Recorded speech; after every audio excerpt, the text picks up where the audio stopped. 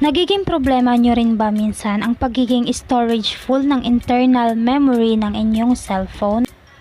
Don't worry guys, dahil for today's video ay isi-share ko po sa inyo yung paraan na ginagawa ko kung paano nga ba natin mababawasin yung MB or gig sa ating internal memory para po magkaroon siya ulit ng space nang hindi nagbubura ng application or files.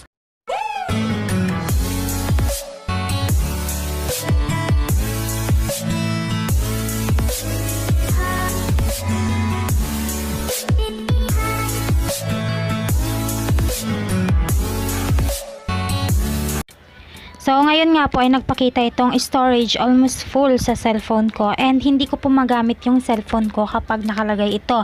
So kailangan ko po munang i-click itong delete files.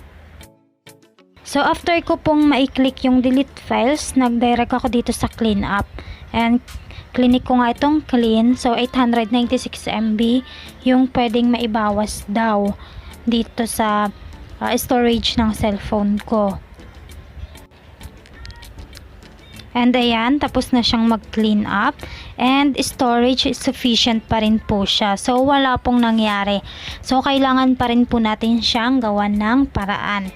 So ngayon, isi-share ko nga po sa inyo yung ginagawa ko na paraan para mabawasan yung pagiging full nitong storage ko nang hindi tayo nagbubura po ng application and files. So buksan po muna natin yung ating files. And para makita din po natin yung magiging before and after niya kung meron nga ba tayo talagang nabawas na MB or gig sa ating internal storage. So dito sa akin, ang nagamit ko na is 15.27 gig and ang total space niya is 5.03 gig. Kasama na po doon yung memory card. So para mabawasan siya, punta lang tayo sa settings ng ating cellphone. And dito po sa settings, hanapin nyo lang ang apps and notification. So, minsan kasi depende sa cellphone po. So, hanapin nyo lang po yung apps. And, click nyo tong apps. Okay, so dito sa apps, makikita natin lahat ng application na meron itong cellphone na ito. Okay. So, ang gagawin lang natin, click lang natin to lahat isa-isa. Pagka-click nyo ng application, click storage, and then clear data. Ito yung papakita ko sa inyo guys. Example natin tong Facebook. Ito yung pinaka kumakain talaga ng MB natin eh. So, dito sa Facebook, click nyo tong storage. Kung makikita nyo guys, in-install nyo yung application is 55.45 MB lang.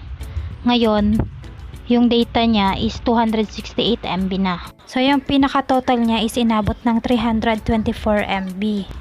And then, ang nagagamit niyang data is 268 MB. So, napakalaki nito. So, ito yung pinaka mababawas sa inyong storage para mabawasan yung pagkapuno niya. So, gawin nyo lang, clear data nyo. And then, click OK. And makikita nyo yung total, naging 55.48 na lang siya. So, wala na siya sa 300 plus.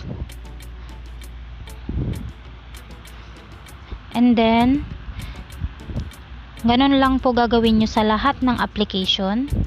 Like Instagram. Clear data. And isa pa, sa pinaka kumakain ng data natin is itong Messenger. And Shopee and TikTok. Ang laki ng TikTok. Ayan, kung mapapansin nyo is 172 na siya kasi wala pang ilang oras akong gumagamit. Hindi pa ganun katagal. So, kung matagal nyo nang ginagamit, halimbawa isang buong araw, naabot siya ng 700 MB. Okay, so clear data nyo lang po.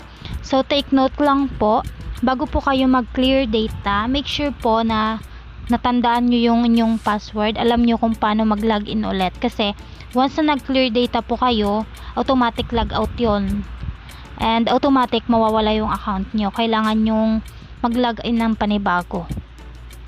So ayan, clear data lang po natin siya.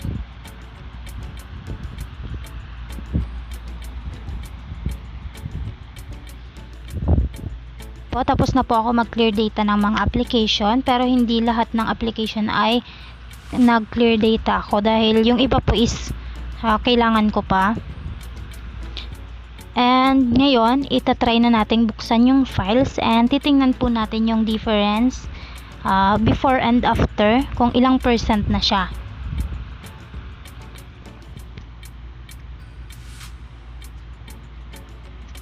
And ayan guys, so yung storage niya is naging 14.19 na lang yung use. And yung total niya na storage is 6.11 gig na. So nasa 1 gig din mahigit yung naibawas natin. So ngayon hindi na siya storage full. Pero kung lahat ng application ay nag-clear data ako, siguro mas malaki pa yung naibawas niya. So napakalaking tulong po ng pag-clear data din. And hindi rin po ito maghahang once na nag-clear data kayo. Halimbawa nagluloko yung application na ginagamit nyo, i-clear data nyo lang po para hindi siya mag-lag, ganyan. So yun lang po yung solusyon natin para mabawasan yung pagka full storage ng cellphone po natin. So that's all for today's video guys, and I hope po na nagustuhan nyo ang video tutorial na i-share ko po sa inyo. And kung oo po, pa-click na lang po ng like button. And also po, kung hindi pa po kayo nakapag-subscribe sa aking YouTube channel, pa-click na lang din po ng subscribe. And also po yung bell po na nasa tabi niya para lagi po kayong updated kapag may mga bago akong video uploads.